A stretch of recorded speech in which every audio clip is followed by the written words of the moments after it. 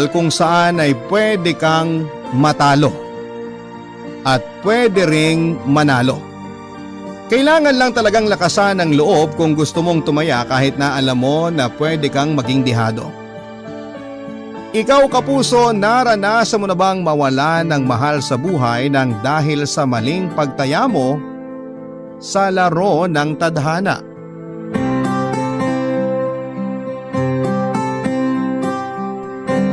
Dear Papa Dudut, hi po sa inyo at sa mga kabarangay na nakikinig ngayon.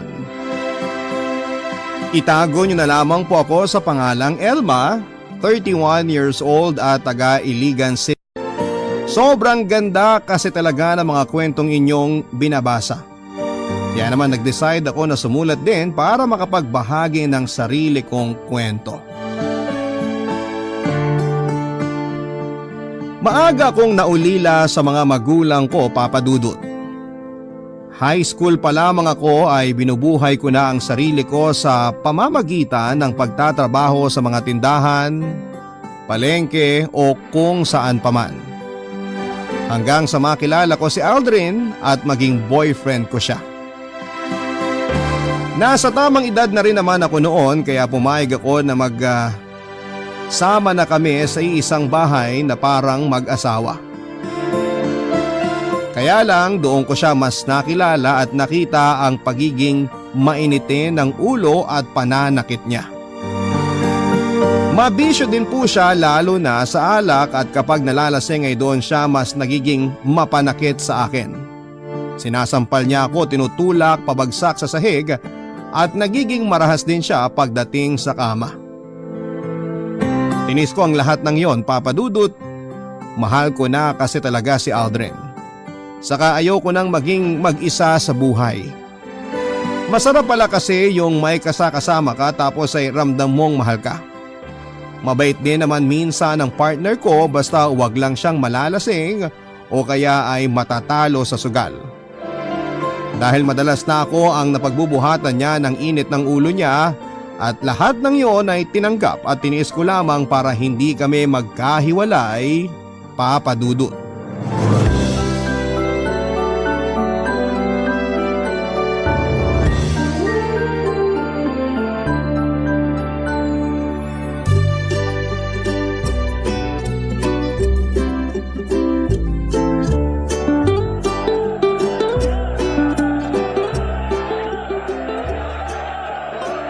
Sino pa bang hindi ko nabibigyan ng ulam dito sa listahan ko?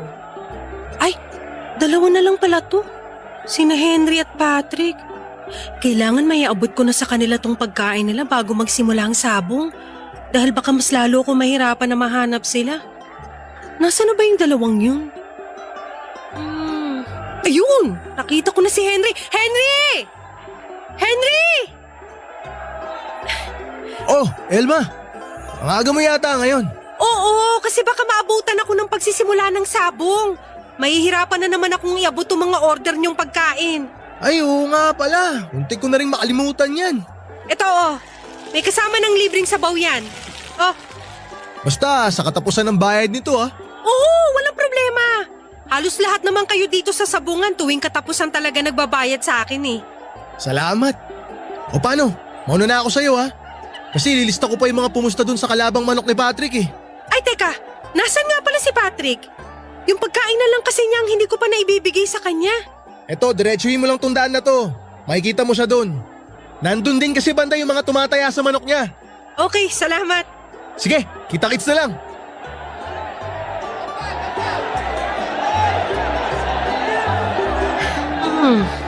Nasaan na kaya yun? Sabi ni Henry, nandito lang dapat banda yun si Patrick eh. Uy, Elma! Ay, pampihira naman, nakakagulat ka naman, Patrick! Nako, sorry. Hindi ko alam na magugulatin ka pala. Sino ba namang hindi magugulat kapag may biglang tumapik sa likuran mo tapos sinabayan pa ng malaking boses? Grabe. Hindi naman ganun kalaki boses ko Hindi nga, pero malakas ka namang magsalita. Pasensya na. Ito na kasi talaga yung boses ko. Sino nga pala yung hinahanap mo at parang nangahaba yung leeg mo? Sino pa? Eh di ikaw! Ako? Bakit ako? Eh kasi ikaw na lang yung hindi ko pa naaabutan ng order dito sa listahan ko. Teka ipaayos ko ang order mo.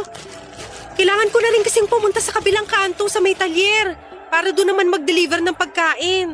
Hala, nawala na pala sa isip ko yan. Dami kasi pumusta sa manok ko.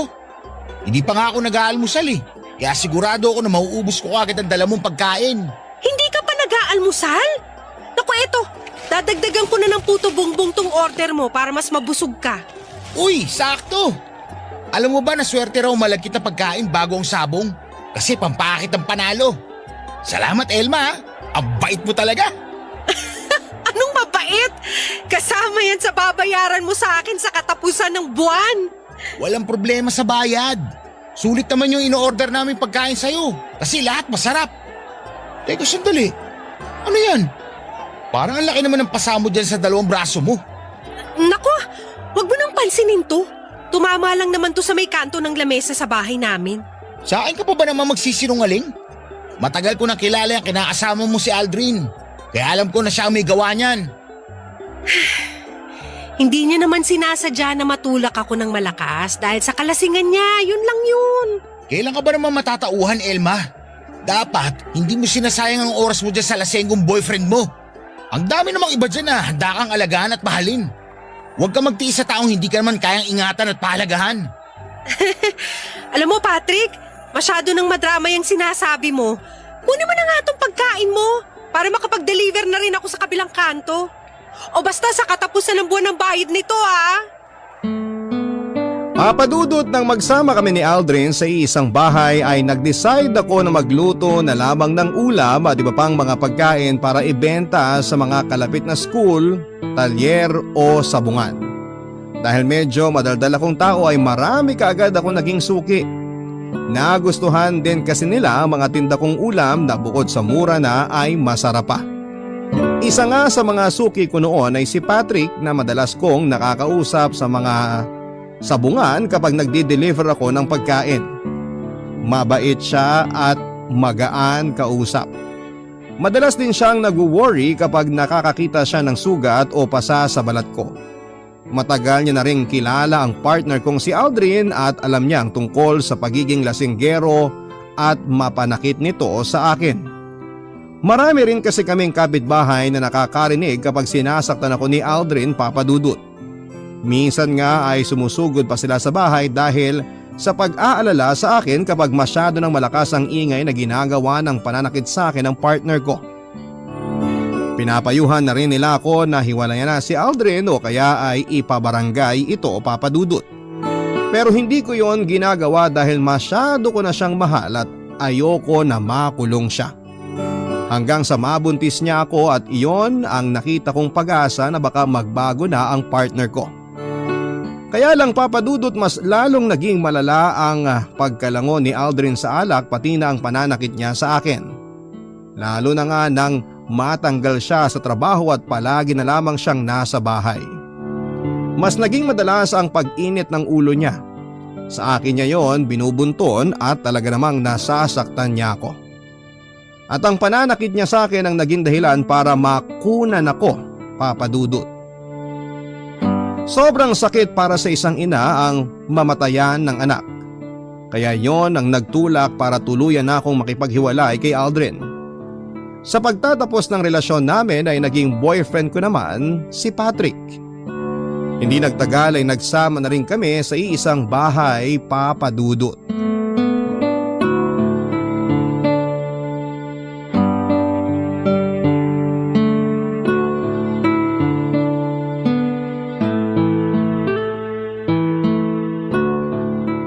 Mahal, nasan ka? Nandito sa may likod ng bahay. Nagsasampay lang ng mga nilabhan ko. Nandiyan ka lang pala. Akala ko hindi ka pa nakauwi galing sa palengke. Konti lang din naman ang pinamili ko sa palengke kanina. Bakit naglaba ka na kaagad? Kasi nga maaga akong nakauwi at nakapag-ayos na mga pinamili ko kanina. Kaysa matambakan din ako ng mga labahin, inasikaso ko na mga to. Napakasipag naman talaga ng asawa ko. Ayoko lang matambakan ng mga gagawin. Pwede naman kitang tulungan dyan. Pero mapilit ka na ikaw lang ang maglalaban ng mga damit natin. Payakap nga muna ako sa asawa ko. Teka, mamaya na yan, mahal. Ito naman, parang isang yakap lang eh. Tapos ka na rin naman sa sinasampay mo eh. Pero maasim na ang amoy ko kasi hindi pa ako naliligo mula kaninang umaga. Ayos lang yan. Sanay naman na ako. Ang sama ng ugali mo Biro lang. Pero alam mo naman na gustong-gusto kitang inaamoy. Lalo na dito sa may kilikili mo. Tama na, lalo akong pinagpapawisan sa'yo O sige na, titigil na ako sa pag-amoy sa'yo. Basta mamaya, ako naman ang amuyin mo ha. Oy, ang piling mo talaga, mahal. Pinapatawa lang kita. Kasi alam kong napagod ka sa paglalaba mo. Ang dami mong alam. Pumasok na nga tayo sa loob ng bahay at medyo mainit na rin ang hangin dito sa labas. Sakto kasi may dala ako masarap na ulam. Nilagay ko na nga pala doon sa lamesa natin. Wow! Ang dami mo naman yatang biniling pagkain, mahal. Madami talaga yan kasi may fried chicken, inihaw na bangus, dinuguan, saka ang paborito mong buko salad. Anong okasyon ba ang meron ngayon? Wala naman. Bakit parang kulang na lang Magtawag ka ng kapitbahay na makikikain sa atin. Sa dami nito mga binili mong pagkain. Gusto ko lang naman kasi mag-celebrate kasi nanalo yung 2 manok ko sa sabong kanina. At syempre, ikaw lang ang gusto ko makasama sa pagsi-celebrate na to. Kaya naman pala ang saya-saya mo at may paamoy-amoy ka pa ng kili-kili ko. Kahit naman hindi na nanalo mga manok ko, gusto ko pa rin inaamoy ang maasim na kilikili mo. Ay, grabe ka naman mang asar, mahal. Ganon kasi ako magpakita ng pagmamahal ko. Dinadaan ko sa pangasar ko. Ay, naku. Mabuti pa maghahain na ako habang mainit-init pa itong mga ulam na binili mo. Sakto kasi nakapagsaing na rin ako ng kanin kanina bago ako maglaba. Kukuha na ako ng mga plato at baso para maayos ko na itong pananghalian natin.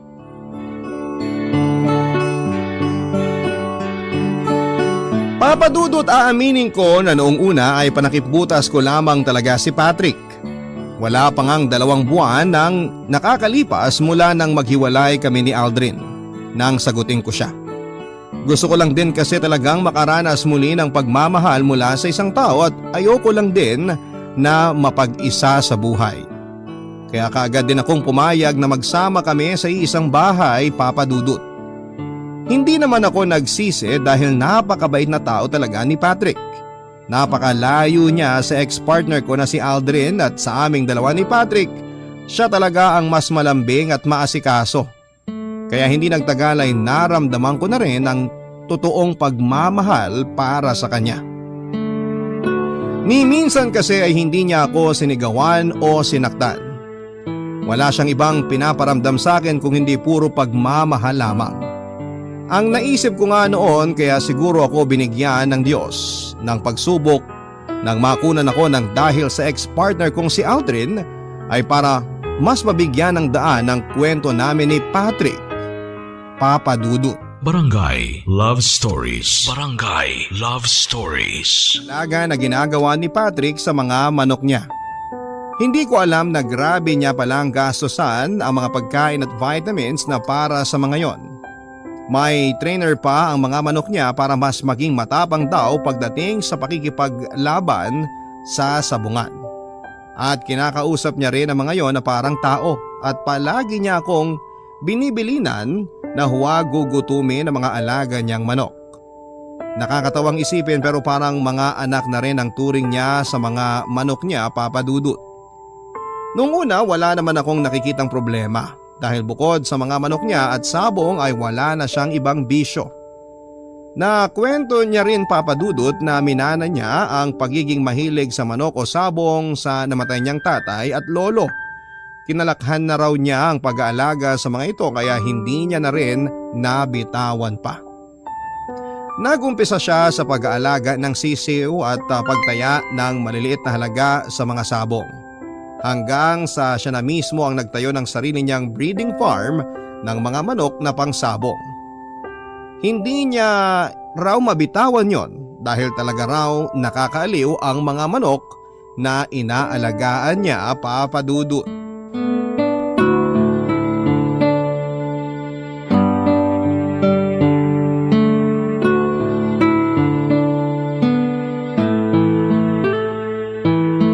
Paano ba yan, pare, mukhang triple yata malas mo ngayong araw ah. Oo nga eh. Sa 4 na manok ko, isa lang ang nanalo. Ano ba kasing nangyari sa mga alaga mo? Mga brusko naman, tsaka mukhang liamado. Pero natalo ng payat at dehado ng mga manok. Ano nangyari? Hindi ko rin alam, Henry. Mukha naman silang nasa kondisyon mula kagabi. Pero parang nanamlay kaninang umaga. May ganyan talaga mga manok pare. Akala mo nasa kondisyon na pero hindi pala. Alam mo, magandang ipasok yan sa nirarakit ko ngayon. Anong racket yan? At parang hindi ko yata alam. Confidential kasi tong racket ko na to pare. Pero dahil magkaibigan naman tayo, isishare ko na rin sa'yo. Malaking pera ba yan? Oo. Malaki kung malaki talaga. Kaya nga nakabili ko ng 2 tricycle na pinababoundary ko ngayon sa kapitbahay namin. Madali lang to Patrick. Ang kailangan mo lang gawin, ipanlaban mo yung mga mukhang liamado mo na manok pero wala talaga sa kondisyon. Teka, hindi ko masyado maintindihan. Ipaliwanag mo nga na mabuti, Henry. Di ba may mga manok ka na mukhang brusko? Yung mga mabalahibo pero hindi naman talaga malaki? Oo, yung mga manok ko na mukhang malaki pero mahina pa dahil kulang pa sa vitamins kaya hindi ko pinanlalaban. Yun yung mga manok na kailangan ko. Kahit nga yung mga panabong mo na nag-retire na mga malapit ng mamatay, pwede yun. Ang gagawin lang natin dyan pare, ipananabong mo yung mga yon. Tapos sasabihin ko sa mga big boss ko na mahina yung manok na ipanlalaban mo, kaya dun sila pupusta sa kalaban. Kapag nanalo sila, may 10% kagad ako ron. Tapos ibabalato ko naman sa iyo yung 5%. Malaking pera na yon pare. Teka, hindi ba pandaraya naman yung racket na sinasabi mo, Henry? Parang ganun na nga. Pero malaking pera naman ang pinag-uusapan natin dito. Piruin mo sa isang tao pa lang, kikita ka na ng 30,000. Hackfight pa lang yun o dun sa sabungan natin sa plaza. Pero kapag yung sabong ginanap sa bayan, mas malaking pera ang kikitain natin dun. Pwede kang maka 100 o 300,000 sa isang dehadong manok lang na ilalaban mo. Nako Henry, ayoko ng ganyan. Malaking gulo kasi kapag nagkahulihan. Wala namang magkakahulihan kung walang manlalaglag. Subukan mo lang kahit isang beses pare. Sinasabi ko na sa'yo, hindi lang triple ang perang babalik sa'yo. Hindi na talaga pare. Salamat na lang. Kayo palang dalawa yung naririnig kong nag-uusap dyan sa may bakuran. Akala ko kung sino na. Kumusta Elma? Sorry medyo napakwento ako dito sa pare ko. Pasensya ka na. Pero paalis na rin naman ako. Patrick, yung pinag-usapan nating racket pag-isipan mo. Una na ako sa inyo. Sige. Bahala na. Ingat ka pare. Halika na sa loob ng bahay, mahal. Gusto ko na rin kasi magkape. Ano nga pala yung sinasabi ni Henry na racket? Tsaka bakit parang may narinig ako na pinag-uusapan yung dayaan sa sabong? Wala yun. Natalo kasi yung 3 manok ko kanina. Kaya binenta ko na lang doon sa may nagkakatay ng manok. Binalas ako kaya inalok ako ni Henry ng racket. Ipanlaban ko raw yung mga mahihina akong manok. Tapos yung mga big time na kilala ni Henry, doon niya daw papupustahin sa kalaban para manalo sila. Pero may malaking balato naman daw ako kapag dihadong manok yung ipinanlaban ko. Nakakatakot naman yung inaalok na racket ni Henry. Naku Patrick, huwag kang sasama sa ganyang racket ha. Mas okay na tong matalo lahat ng manok mo sa malinis na paraan. Basta hindi ka lang mandaraya. Hindi ko na nga tinanggap, diba? Saka pwede ba? Huwag mo nga sinasabing matatalo lahat ng manok ko. Minalas lang ako kanina kaya 3 kagad yung nalaga sa mga alaga ko. Bakit parang nagtataas ka ng boses dyan? Pinapaalalahanan lang naman kita. Ay naku, init ng ulo mo. Busin mo na nga lang yung kape mo at magsasaing na rin ako ng kanin para sa hapunan mamaya. Papadudod, sa tuwing natatalo si Patrick sa sabong ay nag-iiba talaga ang mood niya. Nagiging malamig ang pakikitungo niya sa akin at minsan ay napagtataasan niya rin ako ng boses. Naisip ko na kahit sino naman siguro ay talagang magiging mainit ang ulo kapag natatalo sa isang laro o sugal, lalo na kung may pera na nawawala sa'yo. Kaya naman inintindi ko na lamang si Patrick sa tuwing matatalo siya sa sabong. At pinapaalala ko rin sa kanya na huwag niyang tatanggapin ang alok na racket ng kaibigan niyang si Henry. Dahil alam ko na hindi maganda ang naidudulot ng pandaraya sa buhay ng isang sabongero. Kaya lang papadudot naging sunod-sunod ang mga malas na dumarating sa amin noon ni Patrick. Bukod sa mga pagkatalo niya sa sabong, napeste rin ang mga alaga niyang manok at ang ilan ay namatay. Pati tuloy ang budget namin na para sa mga gastusin sa bahay ay naapektuhan din kaya nagsimula kaming maggipit noon sa pera. Ilang beses ko pa rin narinig noon na kinukulit siya ng kaibigan niyang si Henry na sumama sa racket nito na pandaraya sa sabong para magkapera siya. Kristo kasi si Henry sa sabong o yung taga-kolekta ng mga pusta kaya marami itong kakilala na malalaking tao na pumupusta ng malaking pera. Pasimpleng tong sinasabihan ng mga kilalang mayaman na tao kapag may alam itong dihadong manok na ipanlalaban. Marami na rin kasi siyang sabungero na nahikayat sa racket na yon. Yung sinasadya na ipanlaban ang mahihinang manok. Mabuti na lang talaga at marunong umiwas sa mga ganong bagay ang partner kong si Patrick, Papa Dudut.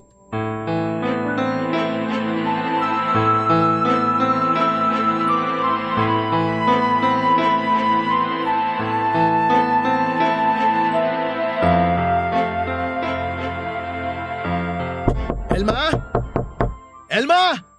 Pakibuksan mo naman tong pinto! Sandali lang! Anong meron at napasyal ka ng ganitong oras? Teka, ano nangyari sa inyong dalawa ni Patrick? Bakit puro basa at sugat ang mukha niyo? Nagkagulo kasi sa may sabungan kanina eh. Ano? Eh bakit mas maraming sugat to si Patrick? Hindi naman palaway tong asawa ko. Umawat tong asawa mo, nadamay tuloy. Umawat lang pala si Patrick. Eh bakit parang siya yung nabugbog ng mga tao dun sa sabungan? Mahal, mamaya ka na magtanong. Alalayan mo muna ako maglakad kasi medyo nahihirapan akong tumayo dito sa harap ng bahay. Oo nga naman, Elma. Alalayan mo na tong asawa mo. Oh, sige. Aalalayan ko siya dito sa kabilang braso niya. Alalay lang, dahan-dahan. Pare, ingat sa paglalakad. Alalay lang, Elma ha. Oh, dahan-dahan sa pag-upo dito sa sofa ha, mahal. Ayan, salamat. O teka, kukuha muna ako ng alkohol at bulak para malinisan yung sugat mo. O paano pare? Uuwi na rin ako ha. Baka nag-aalala na rin yung misis ko kasi kanina pa ako wala sa bahay namin. Dapat kanina pa ako nakauwi. Sige, ingat ka. Salamat sa paghatid sa akin dito sa bahay ah. Wala yun pare. O paano Elma? Ikaw nang bahala dyan sa kaibigan ko ha. Alis na ako. Okay, ingat ka. Grabe, ang sakit itong tagiliran at magkabilang hita ako. Ito talagang napuruan sa akin kanina eh. Lilinisan ko na ng bulak at alkohol tong sugat mo sa pisngi ha, mahal. Aray! Dahan-dahan, mahal. Ang sakit eh. Hindi ko pa nga masyadong nadadampi tong bulak eh. Sorry, alam mo naman na mahina ang pain tolerance ko eh. Bakit ka ba kasi nakipag-away? Kung alam mo naman na madali ka masaktan at magkasugat. Hindi nga ako nakipag-away. Nadamay lang ako sa gulo nila. Nakiawat lang talaga ako kanina. Ano bang gulo yung sinasabi ni Henry? Eh kasi, yung isang kasama ni Henry na Cristo rin, nahuling nagbibigay ng tip doon sa isang pupusta. Sinabi niya na mahina ang manok ni Kaloy at doon pumusta sa manok ni Vincent. Ayun, may nakarinig at pinaamin siya na may sabuatang naganap. Maraming nakaalam hanggang sa nagkagulo na. Umawat lang ako nung makita kong kinukuyog yung mga Kristo sa sabungan. Pero sa akin naman nila ibinunton yung galit nila. Kaya eto, medyo nabanatan ako. Ay nako, ayan na nga bang sinasabi ko. Wala talaga may dudulot na mabuti yung pandaraya na yan eh. Mabuti nga't hindi nilaglag ni Arman yung mga kasama niyang Kristong ng daya rin. Mas malaking gulo yun kapag nagkataon. Alam mo mahal, parang napapadalas na yata ang away dyan sa sabungan nyo. Di ba nung nakaraang buwan lang, may muntik na magsaksakan kasi dinaya raw ng referee yung isang mananabong? Tapos ngayon naman, yung mga Kristo ng sabungan na nagkakagulo. Nagkakaroon lang naman ng problema kapag may dayaang nangyayari. Pero hindi naman mawawala ang mandaraya sa mga ganyang sugal o sabong. Lalo na't nagkalat ang mga gahaman na tao. Mahal, baka naman pwedeng itigil mo na yung pagsasabong mo kasi parang gumugulo lang ang buhay natin dyan eh. Alam mo namang hindi madali para sa akin na bitiwan to. Lalo na't minana ko pa to sa lolo tatay ko. Huwag ka mag-alala. Iiwas na lang ako sa mga ganong klaseng gulo. At pangako ko sa'yo, hindi ko talaga gagawin ng mandaya para hindi ako madamay sa kanila. Papadudot na realize ko na sa isang relasyon ay hindi po pwedeng yung puro pagmamahal lamang ang umiiral o nangingibabaw. Lalo na nga kung nagsasama na sa isang bahay ang dalawang tao na magkarelasyon. Maraming bagay ang dapat na isaalang-alang at pagtuunan ng pansin. Kasi totoo naman yung sinasabi ng iba na hindi tayo mapapakain at mabubuhay ng puro pagmamahal lamang.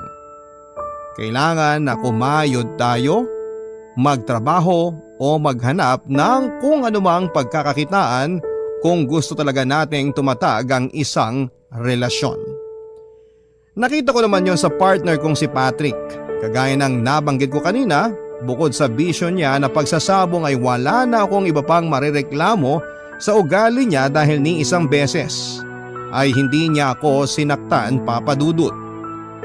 Nagkataon lang talaga na magulo ang nakasanayan niyang hanap buhay at masyado niyang ginugol ang oras at buhay niya sa pagsasabong kahit may iba pang paraan para kumita siya ng pera. Pero naisip ko noon na hindi ko naman siya basta na lamang iiwanan nang dahil lamang sa bisyo niya, papadudot. Barangay Love Stories. Barangay Love Stories. Papadudot pagkatapos ng gulo na nangyari sa sabungan kung saan ay nabugbog ang partner kong si Patrick ay nabalitaan na lang namin ang biglang pagkawala ng ibang sabungero sa lugar namin. Ang sabi ng mga kapitbahay ay bigla na lang daw hindi umuwi ng mga bahay ng pamilya nila ang ilang kaibigan ni Patrick at kasamahan sa sabong. Labis na nag-alala ang pamilya ng nawawalang sabungero at kahit ako ay nag-worry rin para sa partner ko. Sinabi naman ni Patrick na ang nawawala raw na mga kaibigan niya ay kilala raw na nandaraya sa sabong. Kaya wala raw akong dapat na ipag-alala sa kanya. Ni minsan daw kasi ay hindi siya nandaya sa sabong kaya malinis ang konsensya niya. At mabuti na lang daw at hindi niya tinanggap ang racket ng pandaraya na inaalok sa kanya noong kaibigan niyang si Henry at ng mga kapwa niya sa bungero. Ganon pa man ay naaawa pa rin ako sa pamilya ng mga naiwan ng nawawalang sabungero. Ayoko kasing dumating ang araw na maranasan ko ang hirap at sakit na nararamdaman nila. Ayokong bigla na lang ding maglaho ang pinakamamahal kong si Patrick, papadudot.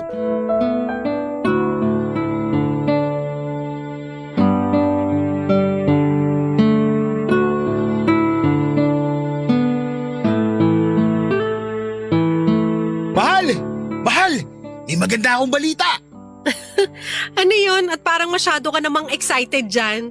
Tingnan mo nga pinagpapawisan niyang leeg mo. Tumakbo ka ba pauwi dito sa bahay? Oo! Doon kasi tumigil sa may kabilang kanto yung jeep na sinakyan ko. Kaya tumakbo na lang ako pauwi dito. Bakit mo naman ginawa yun? Kasi nga, excited na akong sabihin sa'yo itong good news na tinutukoy ko. Ano ba kasi yon? Sabihin mo na nga. Naalala mo yung kinuwento ko sa'yo na pinsan ko na may-ari ng malaking grocery sa kabilang bayan? Oo, bakit? Nakausap ko na kasi siya at ang sabi niya, kapag tinuloy ko ang plano kong pagnenegosyo ng mga karne ng manok at baboy, kukontratahin niya raw ako na mag-deliver sa kanya. At kakausapin niya rin daw isang pinsan namin na may catering business. Para yung pinsan kong yun, sa akin na rin kukuha ng mga karneng iluluto nila. Teka, seryoso ka na talaga dyan sa negosyong naisip mo? Magbebenta ka na talaga ng karne ng baboy at manok? Paano naman yung breeding farm mo ng mga panabong na manok? Kaya mo bang asikasuhin lahat yun ng sabay-sabay? Teka mahal, isa-isa lang ang tanong. Mahina ang kalaban. Pasensya na, nagulat din kasi ako sa mga sinabi mo. Nabanggit mo na yung plano mo dati pero hindi ko naisip na seryoso kang ituloy yan. Plano pa lang naman talaga yun. Saka akala ko kasi, hindi ako susuportahan ng mga kamag-anak ko. Pero mas excited pa sila na malaman nila na ihinto ko ng pagbibreed ng mga panabong na manok. Tama ba ang pagkakaintindi ko? Ibig sabihin, ititigil mo na rin ang paglalaro mo ng sabong? Parang ganun na nga. Ibebenta ko na lang lahat ng mga panabong na manok ko. Pati na mga nakastakong vitamins at gamit nila. Para pandagdag puhunan na rin sa negosyo. Patrick, seryoso ka ba sa mga sinasabi mo? Hindi ka ba nabibigla lang? Baka kasi mamaya bigla mo ring bitawan ng negosyo ng manukan at babuyan para bumalik sa pagsasabong. Matagal ko na itong pinag-isipan, Elma. Hindi ko lang talaga madalas na sinasabi sa'yo. Kasi ayoko na pasahin ka tapos hindi ko naman pala itutuloy. Pero ngayong desidido na ako na gawin to, itutuloy-tuloy ko na talaga to. Sa totoo lang, ayoko na rin kasing madamay pa sa gulo ng mga taong nawawala ng dahil sa sabong. Ayoko mapahamak ako. Mas lalong ayoko na pati ikaw madamay pa ron. Baka ang ibig mong sabihin ako at ang magiging anak natin. Ha? Ano sabi mo? Magiging anak natin? Tama ba? Tama ba yung narinig ko? Oo, hindi ka nagkakamali. 2 buwan na akong hindi dinadatnan. At bumili ako ng 2 pregnancy test kit. Ginamit ko rin yun kaninang umaga paggising ko. Parehong positive ang lumabas na resulta. Diyos ko! Ang ibig sabihin, magkakaanak na tayo? Oo nga! Magiging tatay ka na at magiging buo na ang pamilya natin. Diyos ko! Salamat po! Salamat po talaga! Salamat at magiging tatay na ako! Ang saya-saya ko! Mga kapitbahay! Uy, Magiging tatay na ako! Buntis na ang asawa ko! Magiging tatay na ako sa wakas! Woo! Papa Dudut, nakita ko ang malaking pagbabago sa partner kong si Patrick mula nang bitawan niya ang pagsasabong. Naging magaan na ang pag-uusap naming palagi at hindi na naging mainitin ang ulo niya. Alam ko na hindi madali ang kanyang mga ginawang desisyon kaya laking pasalamat ko talaga na ginawa niya yon para sa akin at sa magiging anak namin. Pakiramdam ko noon ay nagsimula na ulit sa umpisa ang relasyon naming dalawa lalo na at pareho kaming nangangapa sa negosyong babuyan at manukan na sinimulan namin. Mabuti na lang at marami siyang kamag-anak na supportive sa negosyo namin. Kaya kahit papaano, hindi kami masyadong nahirapan. Pareho rin kaming excited talaga sa magiging anak namin, Papa Dudut. Kasi matagal na rin namin gusto na maging isang totoong pamilya. Kaya kaagad na rin kaming nagpakasal sa Huwes ng taon na yon. Pagkatapos, inasikaso na namin ang lahat ng para sa magiging anak namin. Check up ko, vitamins at mga gamit ni baby kahit nasa tiyan ko pa lamang siya. Pareho rin kaming nagpakasipag sa negosyo para na rin sa future namin bilang isang masayang pamilya kasama ang aming anak, Papa Dudut.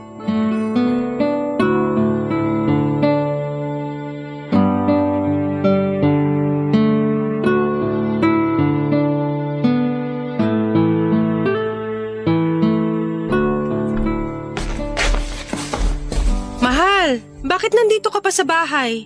Pinagluto kasi kita ng paborito mong sinaing na tulingan. Hindi mo naman na kailangan gawin yan kasi kaya ko naman magluto. Ayaw mo kasi samahan kita kanina na mag-deliver ng niluto mong biko doon sa umorder sa'yo. Kaya naisipan ko na lang na magluto para sabay tayong kumain ng tanghalian.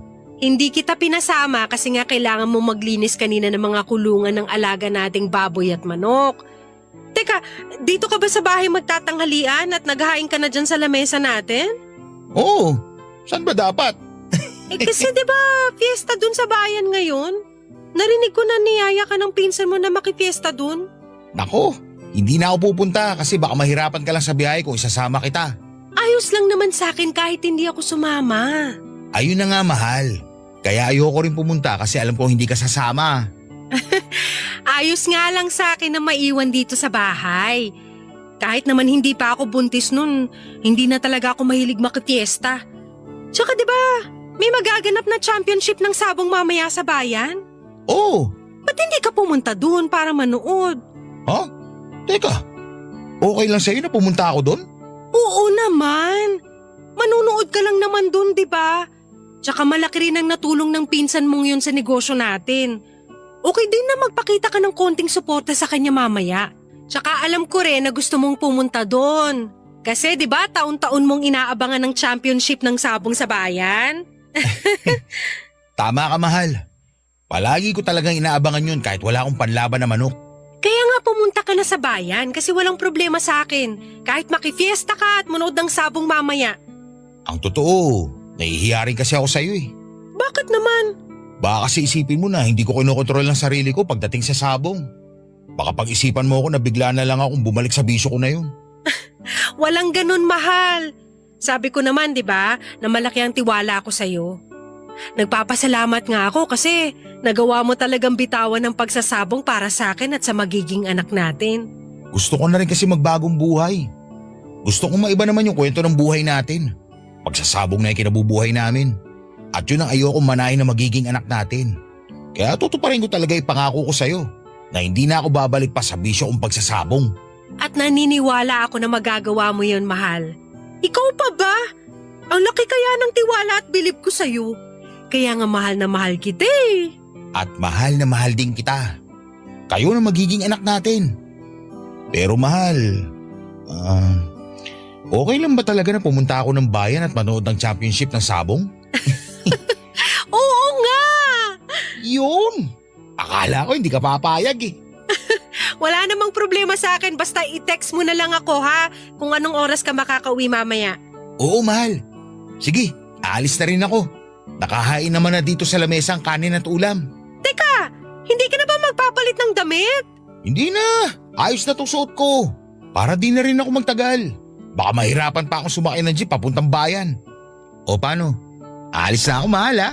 Okay, ingat ka. Ay, mahal. Ano yun at bigla kang bumalik? Pakis mo na ako. I love you. I love you too. Ito namang asawa ko, manonood lang ng sabong, naglalambing pa. Hintayin mo na ako maghapunan mamaya. Kasi uuwi din naman ako kagad. Bye, mahal.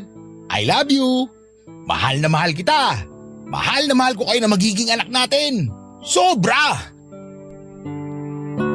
Papadudot, malaki ang tiwala ko kay Patrick kaya hindi ko talaga siya pinagbabawalan na manood ng sabong. Ayos lang ding sa akin kung tumaya siya gamit ang maliit na halaga ng pera. Alam ko naman kasi na alam niya ang limitations niya lalo na nga at magkakaanak na kami.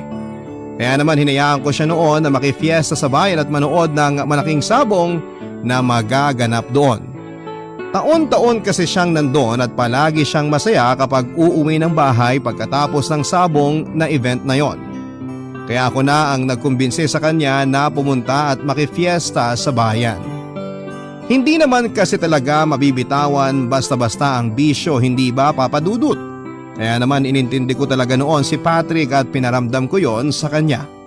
Kasi ramdam ko na ginawa niya ang lahat para hindi masira ng bisyo niya ang relasyon naming dalawa.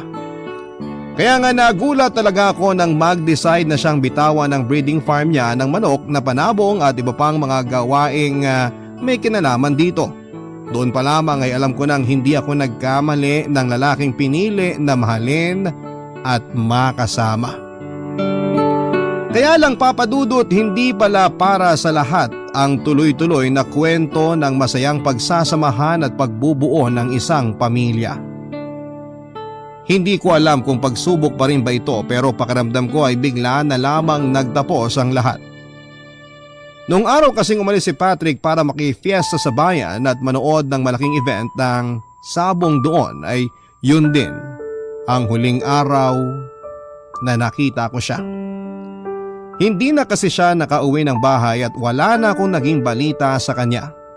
Nagpa-blatter ako sa barangay at police station para mahanap siya at nagtanong-tanong sa mga kakilala o kamag-anak niya kung may alam ba sila kung nasaan ang asawa ko. Pero naging bigo lang ako, papadudot. Walang sino man ang nakapagturo sa akin kung saan ko siya pwedeng makita. Nalaman ko rin, papadudot, na may ibang sabongero rin ang nawala na kasabay ni Patrick. At kagaya ko ay bigo din ang mga pamilya nila na makakuha ng impormasyon kung saan huling nakita at nasaan ang mga mahal nila sa buhay. Para bang pinagtatakpan kung saan sila napunta. Parang ayaw ipaalam talaga kung saang lugar sila huling nakita. Sobrang sakit para sa akin kasi kung ang dahilan ng pagkawala ni Patrick ay may kinalaman sa sabong ay bakit kailangan niya pang madamay. Binitawan na niya ang pagsasabong kaya walang dahilan para madamay siya sa gulo ng mga sabongerong nawawala. Sa ngayon, Papa Dudut, ay may 3 taon na rin po ang nakakalipas mula ng huling beses kong makasama at mayakap si Patrick. Ako na rin po ang nagmamanage ng babuyan at manukang iniwan ng asawa ko. Alam kong parang imposible na pero umaasa pa rin ako na bigla na lamang siyang kakatok sa pinto ng bahay namin at sasalubungin na Love Stories.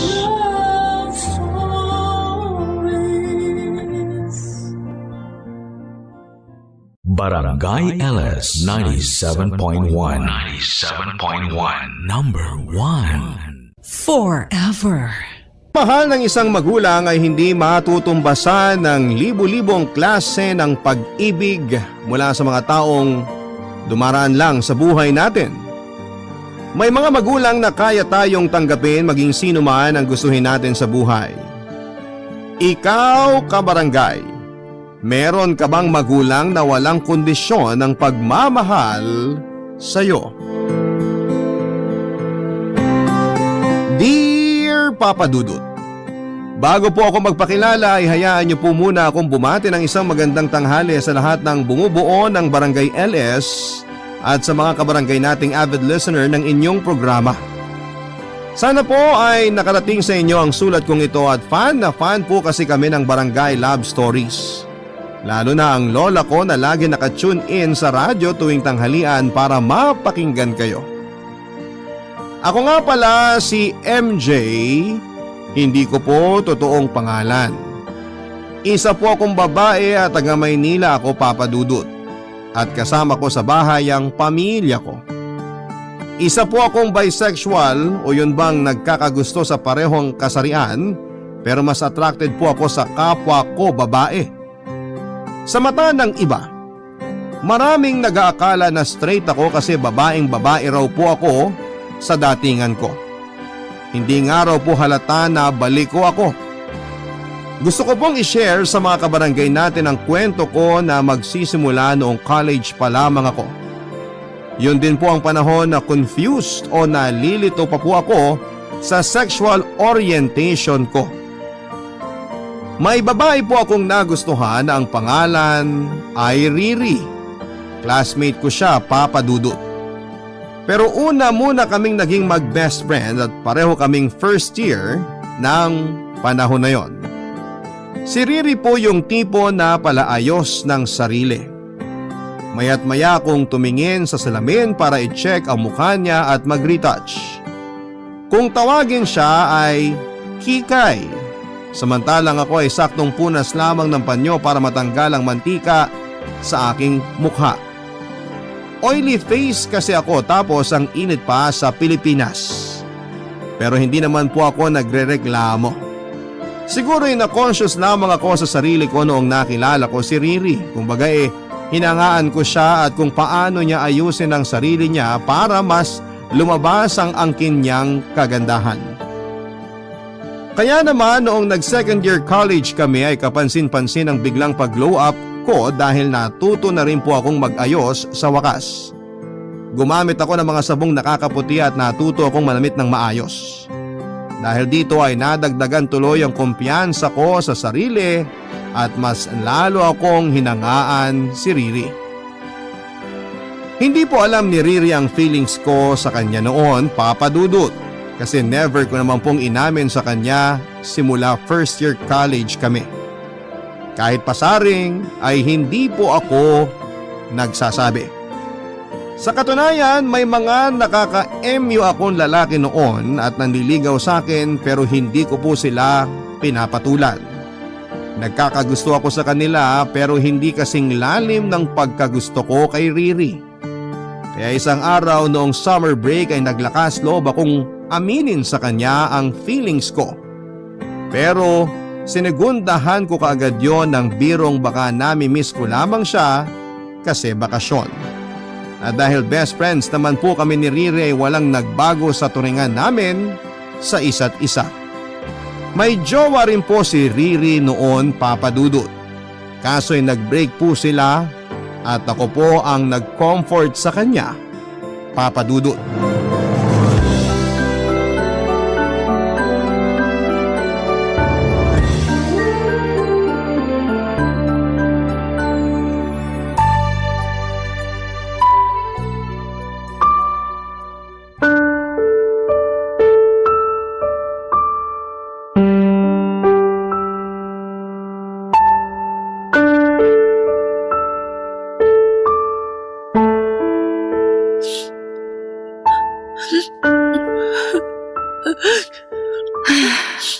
Ray, huwag ka na umiyak.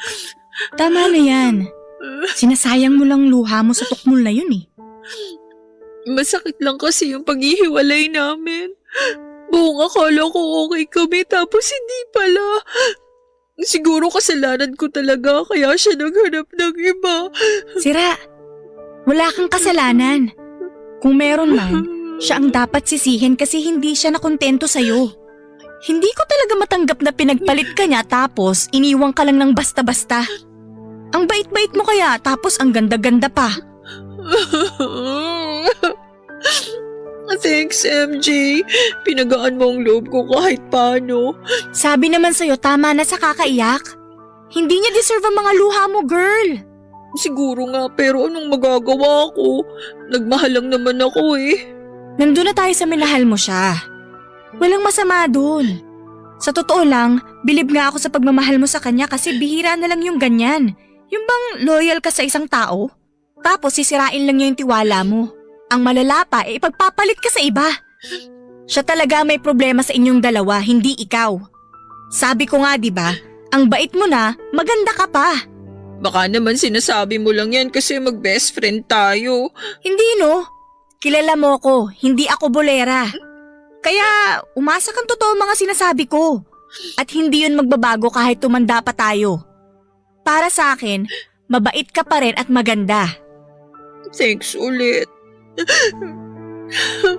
Malungkot ka pa rin? Namimiss ko kasi siya eh. Ikaw ba, namimiss niya? Aray, ang sakit naman nun. Yaan mo na kasi siya. Baka nga hindi ka iniisip nun kasi masaya na siya sa iba. Naiyak ulit tuloy ako. Ikaw kasi eh. Ay, sorry naman. Pero sige, kung yan ang makakapagpagaan sa loob mo, umiyak ka na. Pero last mo na yan ha. Dapat pagkatapos niyan, simulan mo nang mag-move on. Hindi ko alam kung kaya ko, MJ. Hanggang ngayon kasi, nasasaktan pa rin ako sa breakup namin. Kayanin mo. Hindi pwedeng i-delay mo ang happiness na pwede mong maranasan kapag nakapag-move on ka na sa kanya. Oo, hindi instant na magiging okay ang lahat pero nandito naman ako eh. Willing ako makinig sa mga kwento mong nakakaiyak hanggang maging okay ka na. Gagawin mo talaga yon? Hindi ka magsasawa? Oo no, hindi ako magsasawa. Ikaw pa ba? Malakas ka sa akin eh. Tsaka ano pa't magkaibigan tayo kung iiwan lang din pala kita sa mga panahon na kailangan mo ko, di ba? Eh di hindi na ako naiba dun sa ungas na ex mo. Hay nako, sarap talagang paduguin ang mukha ng taong yun. Gusto mo iganti kita sa kanya kapag nakita ko siya? Ayos lang naman. Wag na. Naniniwala naman ako na hindi kanya katulad kaya hayaan na lang natin siya. Sabi mo nga, hindi ko pwedeng i-delay ang happiness na pwede kong ma-experience pag nakapag-move on na ako. Kaya hindi na rin natin siya pag-aaksayahan pa ng panahon kasi masisira lang araw natin. Tama. Ganyan dapat. Salamat kasi nandyan ka para magpaalala. Hindi ko alam ang gagawin ko kung wala ka, MJ. Sus, ikaw naman, wala yun. Ano ka ba? Basta, dito lang ako sa Gedli pag kailangan mo ko. Pangako, nandito lang ako palagi sa tabi mo. Hindi ako mawawala, hindi kita iiwan. Kung close na po kami dati ay mas naging close pa po kami ni Riri matapos ang breakup niya noon, Papa Dudut. Hindi nagtagal ay tuluyan na nga pong nahulog sa akin ang loob ng kaibigan ko. Hindi ko na rin po ikakaila na lalong nabuhay ang feelings ko sa kanya ng panahon na yon.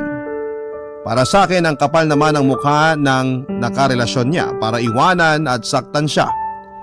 Hindi po deserve ni Riri ang ganong klase ng sakit kasi para sa akin ay siya yung klase ng babae na dapat ay minamahal at inaalagaan. Kaya nang muli kong aminin ang feelings ko sa kanya ay naging kami na po. Si Riri po ang first girlfriend ko, Papa Dudut, at masaya ko sa relasyon naming dalawa. Sa kanya ko po naramdaman ang totoong happiness and love, hindi ko naramdaman sa mga lalaking nagustuhan ko, pero hindi ko naman nakarelasyon. Tumagal po ng 2 years ang relationship namin ni Riri hanggang sa dumating ang araw na sinubo kami ng panahon. Yun po yung madalas na kaming nag-aaway dahil sa pagiging selosa at demanding ko. Dumating din sa point na gusto ko nang maging legal sa pamilya niya. Kasi sa loob ng 2 taon na yon ay nanatiling sekreto sa side niya na magkasintahan kaming dalawa, Papa Dudut.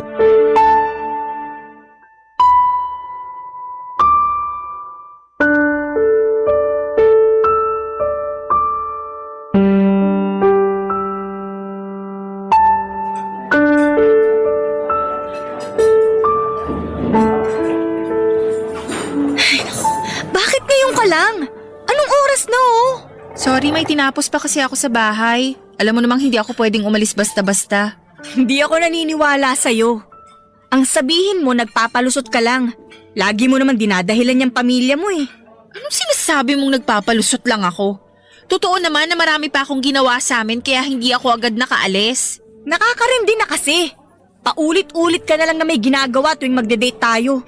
Kaya di na natin nasusulit yung mga araw na magkasama tayo eh kasi lagi kang late. Palaging may ganyang eksena. Madalas din na may mangyari sa inyo kaya kailangan mong umuwi ng maaga. Nasasabi mo lang yan kasi hindi ka panganay. Hindi mo alam yung responsibilidad ko sa buhay at bahay namin. Alam ko namang breadwinner ka. Lagi mo kayang binibida yan sa akin. Pero ipapaalala ko lang sa'yo na may girlfriend ka rin. Hindi naman fair na palaging pamilya mo lang ang iniintindi mo. Paano naman ako? Ha? Anong paano ka naman? Diyan ka magaling eh, sa maang-maangan portion. Akala ko ba naiintindihan mo ang sitwasyon ko? Tapos ngayon sa'yo pa talaga manggagaling yung salitang yan? Makakawalang gana ka, alam mo ba yun? Ikaw pa talaga ang nawala ng gana ha. Ikaw na nga tong late dumating sa date natin ngayon tapos ganyan pa ugali mo. Nagsorry na ako, di ba? Hindi ko naman kontrolado ang sitwasyon eh. Hindi ako bingi, wag kang sumigaw. Baka pagchismisan tayo ng ibang tao. Naririnig ko sinasabi mo. Ngayon naririnig mo na. Eh kanina parang hindi mo ako pinapakinggan kasi kung ano-anong sinasabi mo sa akin. Dinamay mo pa pagiging breadwinner ko. Palibhasa, bunso ka. Sarili mo lang ang iniisip mo kaya hindi mo nararanasan ang problema ng mga panganay na tulad ko. Ay, okay, sorry na pero intindihin mo naman sana yung side ko. Ano pa bang hindi ko naiintindihan? Gusto ko lang i-prioritize mo rin ako, Riri. Pakiramdam ko kasi naiitsipwera na ako sa buhay mo dahil sa pamilya mo at trabaho mo eh. Eto pa, girlfriend mo ako pero hanggang ngayon, hindi mo pa rin ako pinapakilala sa mga magulang mo. Ikaw nga, kilala ka na sa bahay namin eh. Alam mo naman ang sagot ko dyan, di ba? Tsaka nag-usap na tayo na darating din tayo sa point na masasabi ko rin sa parents ko na hindi lang kita basta kaibigan, na girlfriend kita. Pero hindi pa ngayon yun. Ang labo mo naman kausap. Ikaw ang malabong kausap. Ba't ba parang nagiging demanding ka na? Pinipressure mo na ako. Naiinip lang ako. Alam mo kung ganyan ka ng ganyan, eh wala nang mangyayari pa sa relasyon natin. Mabuti pa siguro maghiwalay na tayo. Ano? Riri naman, hiwalay ka agad? Sige na, uwi na ako. Riri, saan ka pupunta? Uuwi na ako. Tapos na tayo, MJ. May gagawin pa kasi ako sa bahay namin eh. Tutulungan ko pang maglabas si nanay kaya mauuna na ako sa'yo. Riri, please, wag mo naman akong iwan dito. Riri, sandali! Hindi ko po inakala na ang masaya naming pagsasama ni Riri ay mauwi din pala sa hiwalayan. Napaka-unfair ni Riri kasi hindi man lang niya inisip yung 2 taon naming relasyon para makipaghiwalay siya ng gano'n na lamang. Kulang na lamang ay masiraan ako ng ulo, Papa Dudut, lalo pa at hindi ko alam i-handle ang sakit na nararamdaman ko ng panahon na yon. Ayoko pong mawala sa akin si Riri kaya pinakiusapan ko po siya na ayusin namin ang relasyon namin pero ayaw na po niya talaga. Sa kabila nito ay hindi ko pinakinggan si Riri. Sa halip ay hinabol ko po siya maging sa pinagtatrabahuhan niya, Papa Dudut. Bali ang siste ay palagi ko siyang inaabangan sa workplace niya tuwing uwian para kausapin sana, pero naiirita lamang siya sa akin kapag nakikita niya ako. Sinabi ko po na willing akong mag-adjust ng ugali, wag lamang niya akong iwanan, pero buo na po talaga ang desisyon niya na maghiwalay na kami ng landas. Hindi na raw po kasi nagwo-workout ang relasyon namin. Kaya lang makulit talaga ako at matigas ang ulo ko at hindi marunong umintindi sa kagustuhan ni Riri. Lalo ko siyang kinulit hanggang sa napilitan na pong lumapit si Riri sa pamilya ko at nakiusap sa kanila na patigilin na ako sa paghahabol sa kanya, Papa Dudut. Barangay Love Stories. Barangay Love Stories. At tampo na nararamdaman ko ng mga panahon na yon ay dahil sa paghihiwalay namin ni Riri ay napalitan naman ng matinding galit at hinanakit.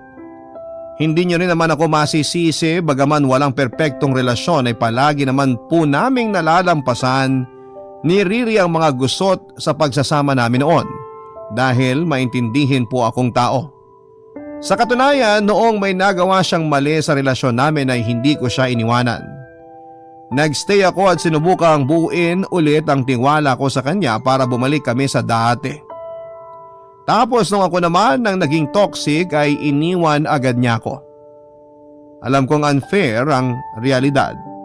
Kaya nga ang sakit-sakit at sobrang sama ng loob ko sa kanya. Dahil sa mga naranasan kong yon ay nagsimula akong kainin ng depression.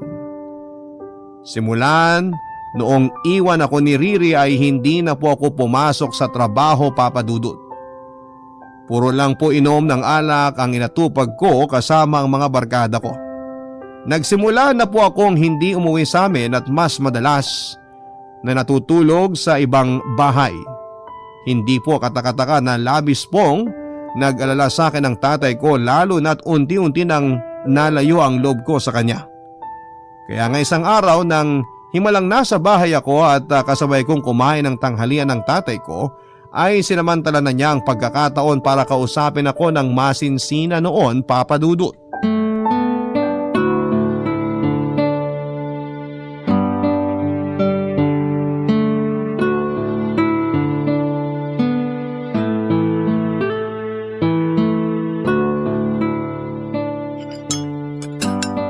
MJ nak, pwede ka bang kausapin ng tatay?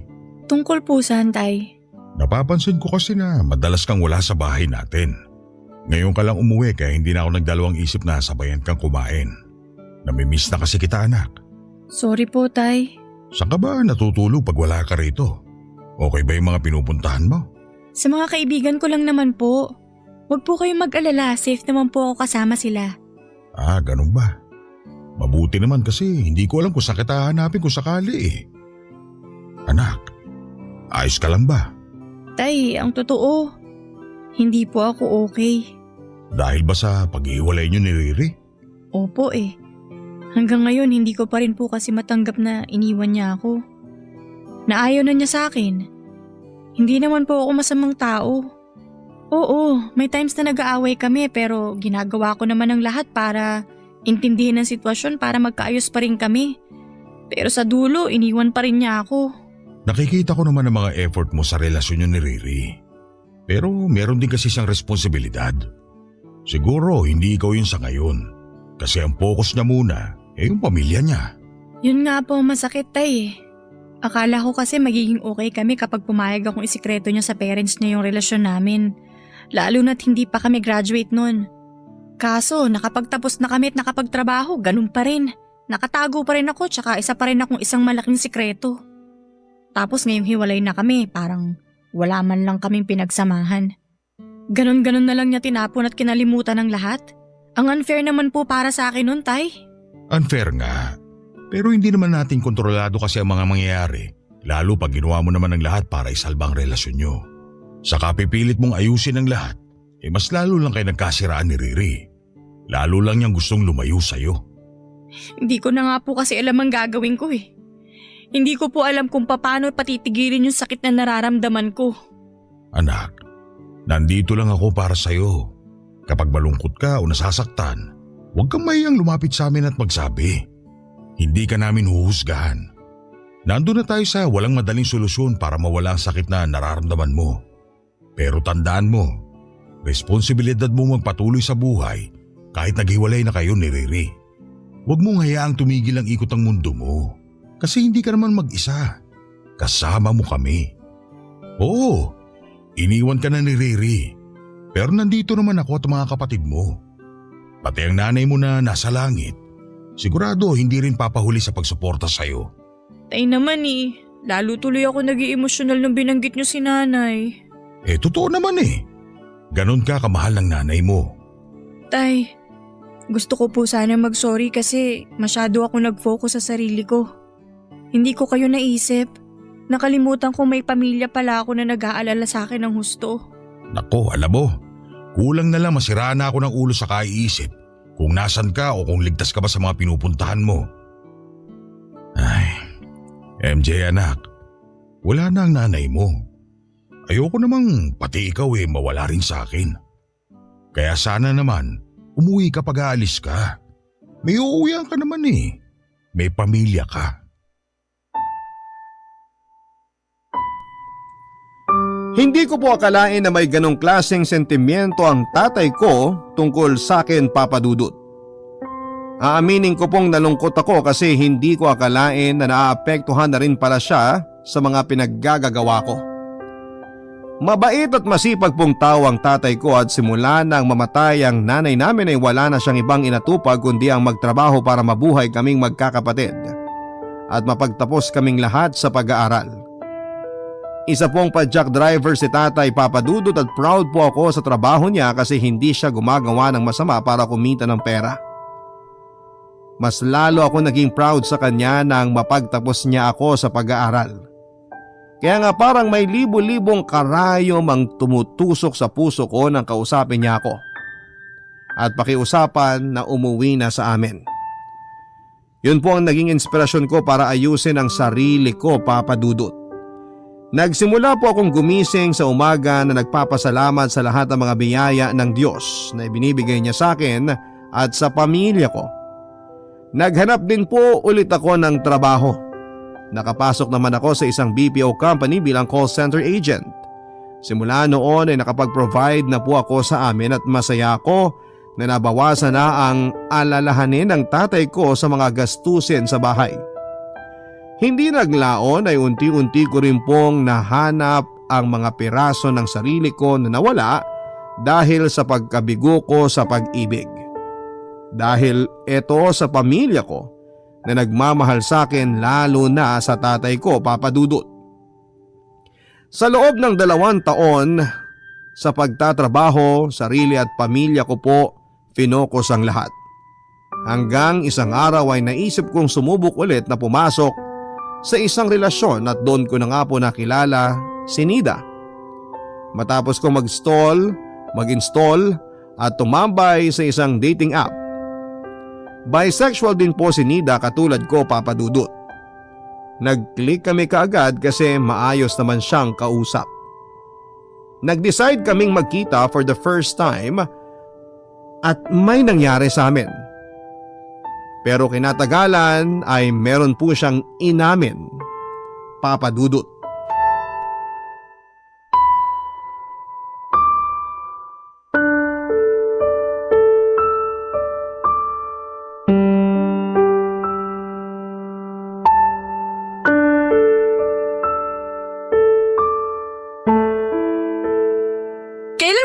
Kayo? Medyo matagal na. Hindi pa kita kilala nun. Nida naman! Ba't ngayon mo lang sinabi sa akin na may girlfriend ka na pala? Sorry, pero hindi ko naman sinasadya na itago sa'yo yung totoo Kaya nga sinasabi ko na sa'yo ngayon. Wow So gusto mo mag-thank you pa ako sa'yo na umamin ka sa pagiging two-timer mo? MJ, huwag ka namang ganyan. Anong gusto mo maging reaksyon ko? Magtatatalon ako sa tuwa kasi may nangyari sa atin? Ewan ko sa'yo, Nida. Pero pareho naman nating ginusto yung nangyari, di ba? Nandun na tayo sa pareho nating ginusto to. Pero buong akala ko single ka kaya ayos lang sa akin na may mangyari sa atin. Single ako kaya ako nag-install ng dating app kasi handa na ako ulit pumasok sa relasyon. Kaya lang ang laking gulo pala nitong napasukan ko nang dahil sa'yo. Huwag ka namang magsalita ng ganyan. Totoo lahat ng ipinakita at pinaramdam ko sa'yo simula nung nagkakilala tayo. Maliban na lang sa hindi ko kagad nasabi sa'yo na may ka-LDR ako. Doon mali ako ron. Kaya sorry ulit. May dahilan naman ako kaya ako nagawa yun. Sige nga, ano yung sinasabi mong dahilan? Ayoko mawala ka sa akin. Ayoko lumayo ka sa akin kapag nalaman mong may girlfriend ako. Mahalaga ka na sa akin, MJ. Alam mo yan. Kung mahalaga ako sa'yo, hindi mo ako lolokohin. Mabuti na lang pala hindi pa ako hulog na hulog sa'yo kasi kung nagkataon na naging tayo tapos malalaman kung may karelasyon kang iba, baka mapatay pa talaga kita. Sobra ka naman. Hindi yun sobra kasi normal na reaksyon lang yun ng taong niloko. Pwede naman nating kalimutan ang lahat at magsimula ulit, di ba? Anong mag-uumpisa ulit ang pinagsasasabi mo? Naisip ko lang na wala namang mawawala sa atin kasi pareho naman tayong babae. Hindi kita mabubuntis kaya pwede tayong mag-umpisa ulit. Pwede nating ipagpatuloy yung pagiging magkaibigan natin. Ewan ko sa'yo. Parang di ka nakasakit ng damdamin ah. Kaya nga nagsorry na ako, di ba? Itatapon mo na lang ba basta ang pinagsamahan natin? Parang hindi naman yata patas yun. Hindi ba mahalaga sa'yo yung friendship na nabuo natin? Ayaw mo na ba ako maging kaibigan? Siyempre gusto. O, kita mo na? Kaya nga makinig ka sa sinasabi ko, MJ. Kalimutan na natin ang nakaraan at magsimula ulit tayo ng panibago. This time, pinapangako ko na wala na ako itatago sa'yo. Promise yan, kaya hindi mo na kailangan mag-alala, okay? Okay. Pangako mo yan ah. Oo naman. Paano yung jowa mo? Hayaan mo na siya. LQ kami ngayon, tsaka ikaw ang gusto kong kasama, hindi siya. Papadudot doon ko po na-realize na sobrang laki po pala ng impact ng naging breakup namin ni Riri sa buhay ko. Kasi hindi ko po kayang mawala sa buhay ko si Nida kahit na harap-harapan niya akong niloko. Alam ko po na hindi tama na tanggapin ko pa rin siya sa buhay ko dahil nagsinungaling siya sa akin. Ibig sabihin ay sinira na niya ang tiwala ko pero may parte sa akin na natatakot maiwan dahil pakaramdam ko ay magsisimula na naman ako sa wala, Papadudot. Sa maikling panahon matapos kong makilala si Nida ay natutunan kong ibigay sa kanya ng buong buo ang sarili ko. Ang tiwala ko, ang puso at katawan ko. Kapag nawala siya ay baka hindi ko po kayanin. Alam ko na marami sa mga kabarangay natin ang maiinis sa akin at sasabihin na napaka-rupok, tanga, walang bait sa sarili. Pero kapag kayo po ang nasa sitwasyon ko ay tiyak na gagawin nyo rin ang ginawa ko. Minsan madali lang sa ating humusga kasi hindi natin nararanasan ang eksaktong pakiramdam ng isang taong dumaraan sa isang sitwasyon na katulad ng sa akin. Kaya sana'y maging sensitive po tayo dahil may feelings din naman ang mga katulad namin. Yun po ang eksaktong pakiramdam ko noon, Papadudot, na siyang nagtulak sa akin para wag pakawalan sa buhay ko si Nida. Sumabay pa na natanggal ako sa trabaho ko noon sa BPO kaya sumama ako kay Nida para sa pagja-job hunting niya. Doon po lalong nahulog ang loob ko sa kanya. Madalas kaming nagiinuman kaya lang sa tuwing napapasukan ng alak, ang sistema ko ay lalo po akong nagiging marupok. Kapag lasing nga kami ni Nida ay may nangyayari sa amin, Papadudot. Barangay Love Stories. Barangay Love Stories. Nagtuloy-tuloy po ang paghahanap namin ng trabaho ni Nida at hindi nagtagal ay pareho kaming natanggap sa isang BPO company. Balik call center ako at nang mga panahong yon ay may nangyayari pa rin po sa amin, Papadudot. Kahit na sila pa rin ang LDR girlfriend niya. Unofficially ay napagkasunduan naming maging fubo ni Nida. Hinayaan ko na lamang po na ganon ang naging setup namin kaysa naman mawala siya sa akin sakaling itigil namin ang ginagawa namin. Ewan ko ba, sobrang broken ko pa rin siguro sa past relationship ko kaya pumayag akong maging side chick na lamang. Alam ko po na hindi ko deserve ang ganong klase ng trato kahit nasa anong klase ng relasyon, pero wala po akong nagawa. Nadaig po ako ng emosyon ko at ng pagiging people pleaser ko, Papa Dudut. Dumagdag pa, nasa bahay namin tumutuloy noon si Nida since kaibigan at katrabaho ang pakilala ko sa kanya sa pamilya ko. Pero isang araw inalaman ko po na naghiwalay na pala si Nida at ang girlfriend nito. Dahil sa nangyari ay nagkaroon ako ng chance para maging girlfriend si Nida. Sobrang saya ko po noon kasi sa wakas ay girlfriend na ulit ako. Hindi ko inakala na mauuwi sa tototohanan ng pagiging mag-on namin ni Nida. Akala ko ay magiging forever fubo na lamang kami. Sinabi ko pa nga sa sarili ko noon na aalagaan ko na ang relasyon namin at hindi ko siya hahayaang mawala at iwan ako tulad ni Riri. Kaya nag-adjust ako sa ugali at binigay kay Nida ang lahat. Sa katunayan ay kinuhanan ko siya ng motor na magagamit namin sa pagpasok sa trabaho at paggala kapag may date kami. Ako po ang naguhulog noon. Wala namang kaso kasi mahal ko siya, Papa Dudut. Kaya lang akala ko ay perfect na ang relasyon namin ni Nida hanggang sa nalaman kong niloloko pala niya ako. Ang motorsiklo na hinuhulugan ko ang siya mismong ginagamit niya para makipagkita sa babae niya.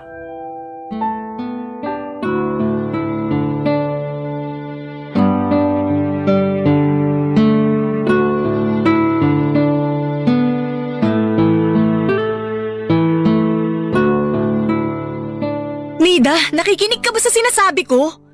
Parang lumulutang ang isip mo eh. Tapos kanina ka pa nakatingin sa cellphone mo. May inaabang ka bang text o tawag? Wala. Napatingin lang ako sa phone ko. Bawal ba?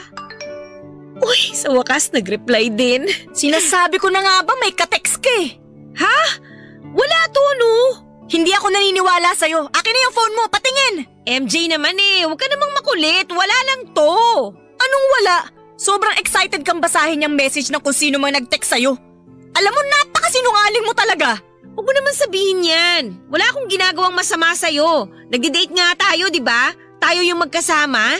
Tayo nga, pero nasa ibang tao naman yung isip mo. Ano, subukan mo ba mag-deny? Iyahampas ko yung cellphone sa mukha mo. Aminin mo na may iba ka na, no? MJ naman eh. Meron o wala lang ang gusto kong marinig, Nida? Okay, sige. Ang kulit mo eh. Para kung walang pinag-aralan kung magbunga nga. Kaya sige na, sasabihin ko na. Meron. Ano, masaya ka na ba? Sira ulo ka pala eh. Paano ko magiging masaya eh niloloko mo na naman ako? Aray! Huy, ano ba? Tigilan mo nga yan. Nasasaktan ako. Kulang pa yan sa pananakit mo sa akin, walang yaka. Ang kapal ng mukha mo na maghanap ng iba. Hindi ka na nakontento sa akin, nakuha mo pang lumandi. Ano magagawa ko? Nakakasawa ka na. Lalo na yung ugali mong pabebe. Ayoko na sa'yo kaya maghiwalay na tayo. Gusto mo maghiwalay tayo para maging kayo na nung bago mo? Kilala kita! Malamang may namamagitan na sa inyo habang tayo pa. Tapos ang lakas ng loob mong ikama ako? Ang kapal ng mukha mo! Wala akong pake. Makapal na kumakapal. At saka nasasarapan ka naman lagi ah. Kaya anong inaangal mo dyan? Buisit ka! Hayop! Oo na. Ako na ang masama at demonyita. Okay ka na?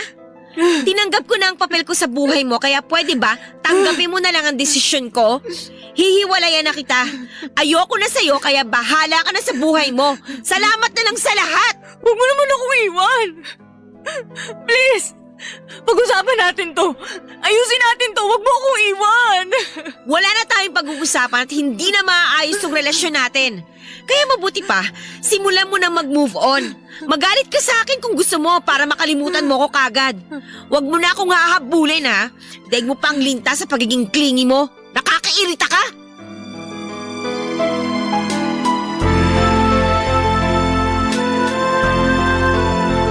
Parang gumuho po ang mundo ko matapos kong malamang iniiputan ako sa ulo ng babaeng minahal ko ng husto, Papa Dudut. Pero sa kabila ng sakit at sama ng loob na nararamdaman ko ng panahon na yon, ay nakauwi pa rin ako sa bahay namin nang hindi nagbe-breakdown. Naisip ko na baka kasama ko si nanay noon at sinusuportahan ako mula sa langit hanggang sa makarating ako sa amin. Pag-uwi ko ay doon na po ako umiyak ng husto at ibinuhos ang feelings ko. Nataranta po si tatay sa mga nangyari at kaagad niya akong niyakap, Papa Dudut. Ilang minuto rin niya akong pinatahan bago ako nagkwento kung ano nga ba ang nangyari. Nagalit siya kay Nida pero mas nanaig po ang pag-worry niya sa akin bilang magulang. Kaya kahit papaano ay nagpapasalamat ako ng husto dahil nasa tabi ko siya ng panahon na yon. Sinabi ko po kay tatay na kailangan ko ng tulong kasi parang mababaliw na ako. Suicidal na po ako noon, Papa Dudut, kaya dinala niya ako sa isang psychiatrist at ng mga panahong yon ay umalis na sa bahay at sa pinagtatrabahuhan namin si Nida, kaya mas nahirapan akong umusad. Pero sa tulong ng doktor at sa reseta niyang gamot ay unti-unti pong bumuti ang disposisyon ko sa buhay. Ang swerte ko na lang din sa part na hindi ako sinukuha ng manager ko sa trabaho dahil pinaubos na lang niya ang leave credits ko sa mga panahong hindi ako pumapasok sa trabaho. Dahil naka-work from home setup naman ako noon ay hindi ako masyadong nahirapan. Bukod doon ay kasama ko pa ang pamilya ko na masasabi kong naging solid support system ko ng panahong yon, Papa Dudut.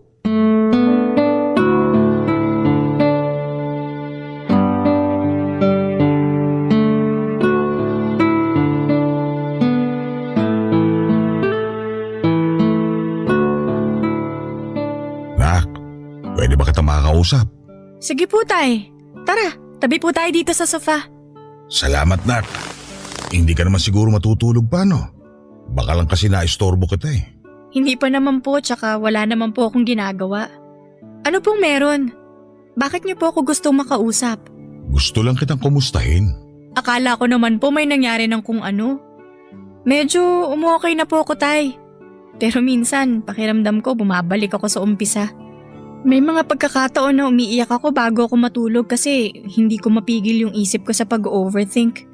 Ano bang mga iniisip mo?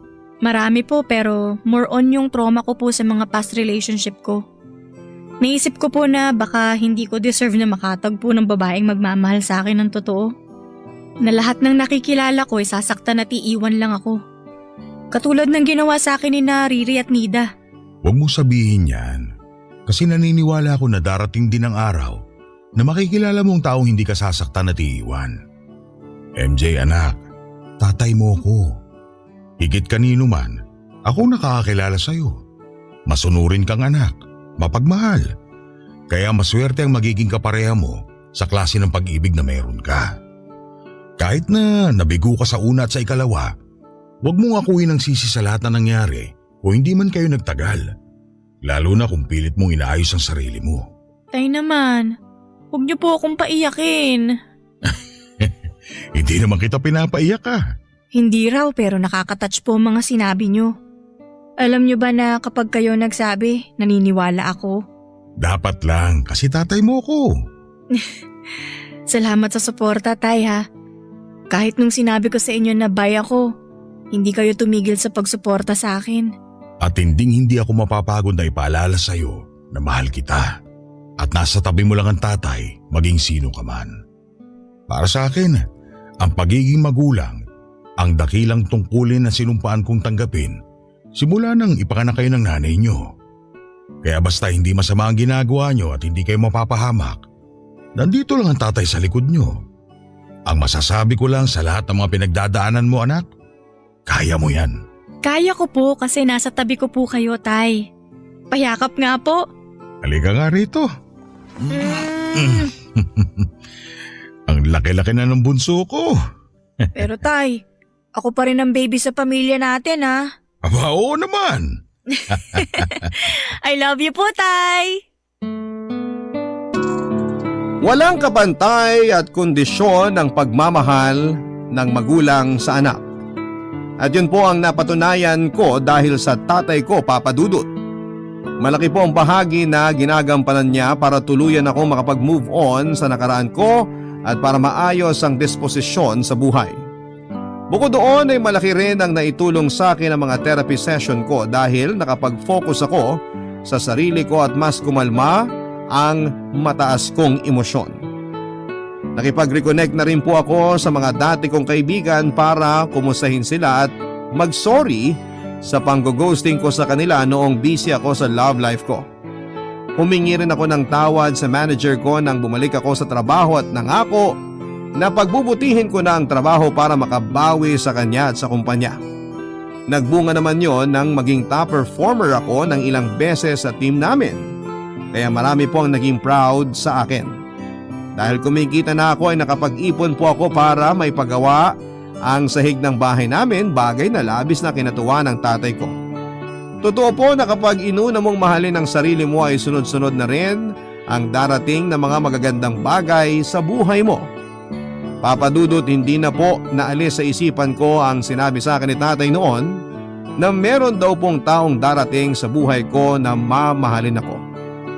Muli ay sumubok po ako makipagkilala hanggang sa dumating po sa buhay ko si Rose na hindi nagtagal ay naging girlfriend ko. Graduating student po si Rose sa isang medical school at may kalayuan ng lugar na tinitirhan niya. Pero sa kabila ng lahat ay hindi po ako nakaramdam ng alinlangan. Bukod doon ay kilala po ako ng family niya at legal po ang relasyon namin. Priority po namin ang isa't isa kaya alam kong secure ang pagmamahal ko kay Rose. Pag nakagraduate na si Rose at nakapag-board exam ay saka ko naman siya ipapakilala sa tatay ko. Papa Dudut, gusto ko pong i-share sa mga kabarangay natin ang isa sa mga pinaka-importanting aral sa buhay na natutunan ko mula sa pinagdaanan ko. Yun po ay ang matuto tayong humingi ng tulong kapag hindi na natin kaya. Ang mga tamang tao ay hindi magsasawang alalayan tayo at samahan hanggang sa bumuti ang ating kalagayan at pakiramdam. Hanggang dito na lamang po ang sulat ko at maraming salamat Papa Dudut sakaling mapili po ninyong i-area ang storya ko. God bless po sa inyong istasyon and more power. Ang inyong forever kapuso at ka-barangay, MJ. Nagustuhan ng iyong napakinggan? Ituloy yan via live stream sa www.gmanetwork.com/radio. 97.1 Forever!